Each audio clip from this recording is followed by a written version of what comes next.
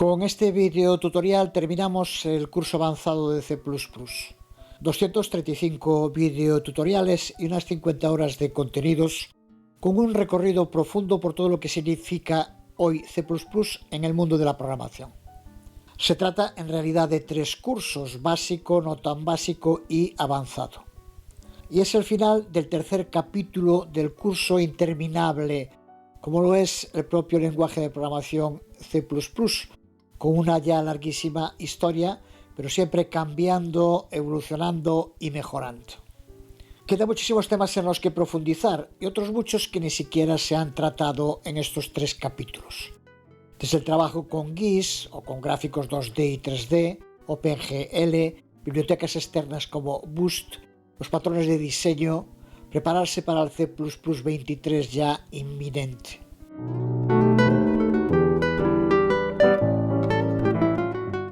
Así que cerramos un capítulo, pero abrimos otro, independiente pero relacionado.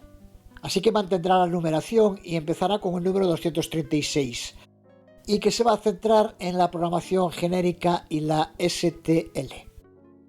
Es cierto que en estos 3 capítulos de la vida de C++ hemos dedicado bastantes videotutoriales a plantillas y STL, nada menos que 13 específicos, además de múltiples menciones y ampliaciones en otros. Pero la STL y lo que subyace en su modo de trabajo va mucho más allá al definir un nuevo modo de programar, lo que se conoce como programación genérica o metaprogramación, que en sus fundamentos significa un modo de codificar en el que buena parte del trabajo se delega en el propio compilador, liberando al programador de las tareas más rutinarias.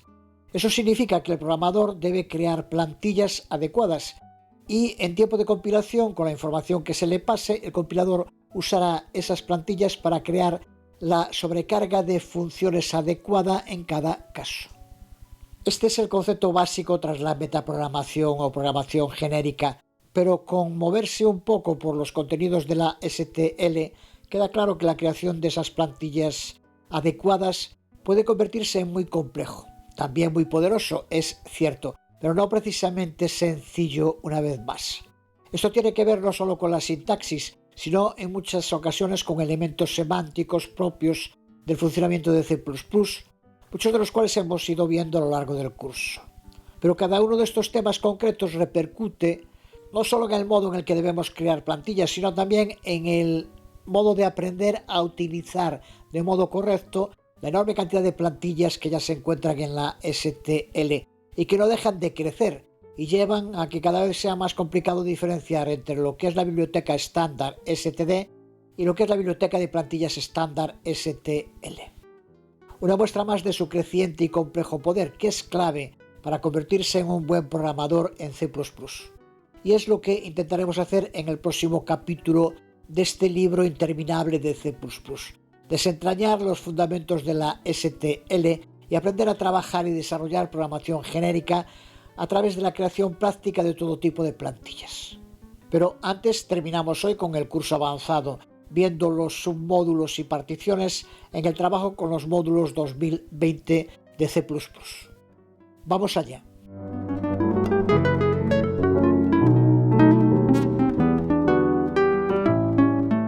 Ya hemos visto que los módulos nos permiten un uso más eficiente de los contenidos, superando el simple copiar y pegar de los headers clásicos. Pero también obligan a una mejor organización de esos contenidos para su uso y posterior mantenimiento. Por eso, aunque el estándar C++ no hable de ello, las mejores prácticas aconsejan ordenar el contenido de los módulos en submódulos y particiones. Los submódulos se crean utilizando un punto, que como ya hemos dicho está permitido usarlo en el nombre de los módulos, siempre que no sea al principio o al final del mismo. Y podemos utilizarlo para estructurar jerárquicamente los contenidos del módulo. Vamos a verlo con un ejemplo al que denominamos modelo datos.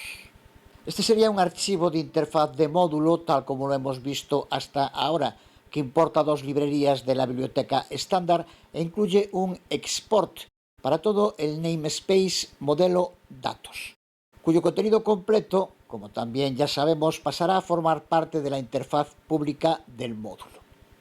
Este namespace incluye dos clases, persona y dirección. Incluimos también un alias creado con la palabra clave using para un vector que creamos de la clase persona, alias al que llamamos personas. El uso de este alias nos permite sustituir el tipo completo por sus alias. Ya vimos en el curso que su uso es útil cuando se trabaja con tipos complejos y se quiere hacer el código más legible, o cuando se quiere usar un nombre más corto o más fácil de recordar para un tipo.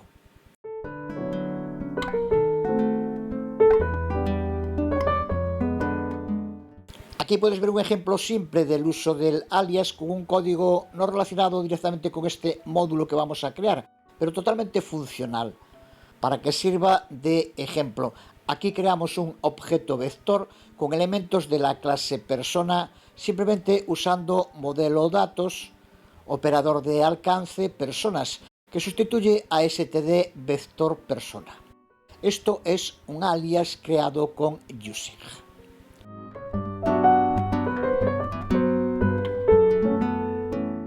Volviendo a los módulos, veamos cómo podemos refactorizar este código usando submódulos, lo que permite que algunos consumidores del módulo puedan importar solo las partes específicas que necesitan y otros puedan importarlo completo o otras partes que necesiten. Lo hacemos definiendo dos submódulos, usando el punto para separar el nombre del módulo del submódulo, como aquí, modelo datos.persona y modelo datos.dirección. Así, si un consumidor del módulo solo necesita usar la clase dirección de ese módulo y no necesita la clase persona, puede utilizar esta declaración import al submódulo en lugar de hacerlo al módulo completo. Este es el código del módulo refactorizado. El archivo de interfaz del módulo modelodatos.cppm. Después de la declaración de interfaz de módulo, que sigue como antes, incluimos las declaraciones de interfaz de los dos nuevos submódulos. Observa que lo que hacen es usar primero export e inmediatamente después import, antes del nombre de cada uno de los submódulos. Esto hace que cualquier consumidor que use el módulo modelodatos.cppm pueda seguir usando todos sus contenidos. Pero como ahora parte de esos contenidos ya no se encuentran aquí, sino en su propio archivo de interfaz de submódulo que ahora veremos, el módulo modelodatos.cpp también debe importarlos. Esto es lo que explica este uso seguido de export-import, antes del nombre de los submódulos que ahora crearemos. Después de los imports a librerías de la biblioteca estándar, se mantiene el export al namespace modelo datos, pero su contenido ahora se reduce al alias para el vector persona, porque cada una de las clases se incluirá en su propio submódulo, que son justo los que aquí primero exporta y luego importa el módulo modelo datos.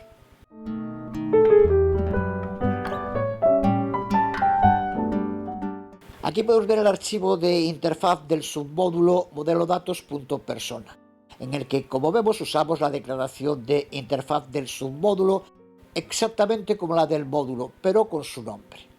Y el export a namespace modelo datos, dentro del que se incluye la clase persona, que desde luego podríamos desarrollar como quisiéramos. Como vemos en el otro submódulo modelo datos.dirección, en el que hacemos lo mismo que con el anterior, pero añadimos un constructor predeterminado a la clase dirección.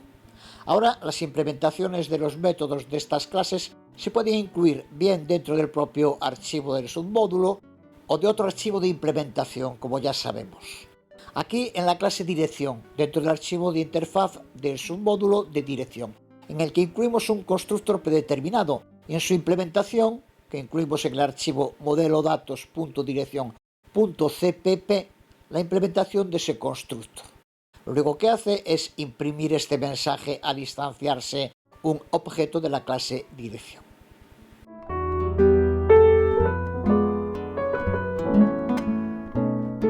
Observa en conjunto el flujo de trabajo en toda la estructura. En el archivo main incluimos un import, pero al submódulo modelo datos.dirección. Creamos un objeto dirección y vemos cómo se ejecuta su constructo. Pues exactamente del mismo modo, otros archivos podrían acceder solo al submódulo modelo datos persona y otros hacerlo al módulo completo modelo datos y a las dos clases si lo necesitaran. Esto permite crear estructuras mucho más claras y con mejor rendimiento, sobre todo en grandes proyectos.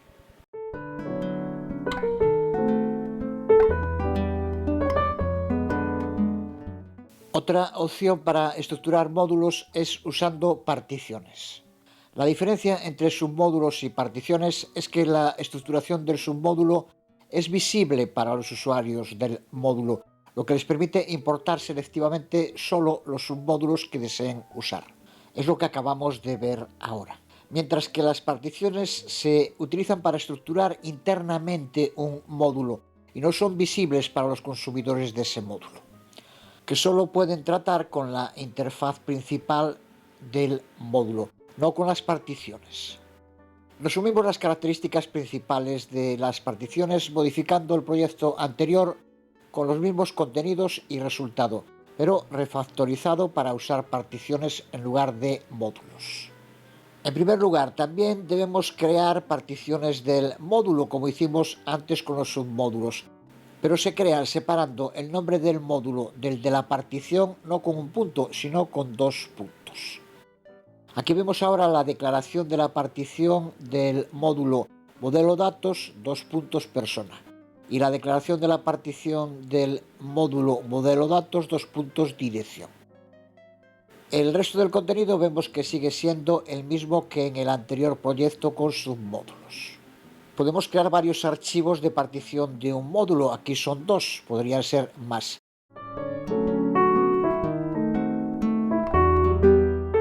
Pero al igual que con los submódulos debemos incluirlos todos en el archivo de interfaz de módulo principal, precedidos de export-import, y por las mismas razones que en el ejemplo de los submódulos. Observa cómo de nuevo usamos los dos puntos en lugar de uno. El resto del contenido es también como en el anterior proyecto con submódulos.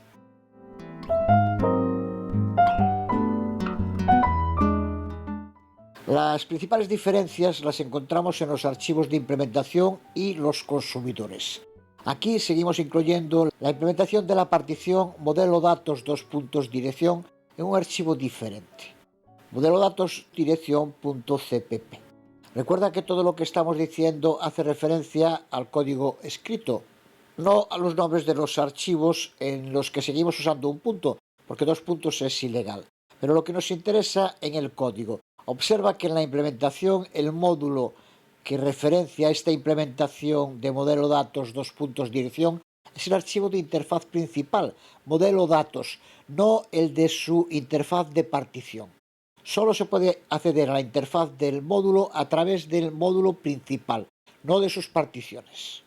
Y exactamente lo mismo con los consumidores, aquí desde el archivo main, en el que vemos que su import es el archivo de interfaz principal del módulo, no de una de sus particiones, como si hacíamos con los submódulos. El resultado de la ejecución es exactamente el mismo que en el anterior proyecto, pero accediendo siempre a través de la interfaz pública del módulo principal, nunca de las particiones, que no son visibles para los consumidores del módulo ni para los archivos de implementación de las particiones, como vimos con modelo datos.dirección.cpp. En resumen, las particiones se usan para estructurar módulos internamente y los consumidores no pueden en ningún caso importar particiones específicas, como sí pueden hacer con los submódulos.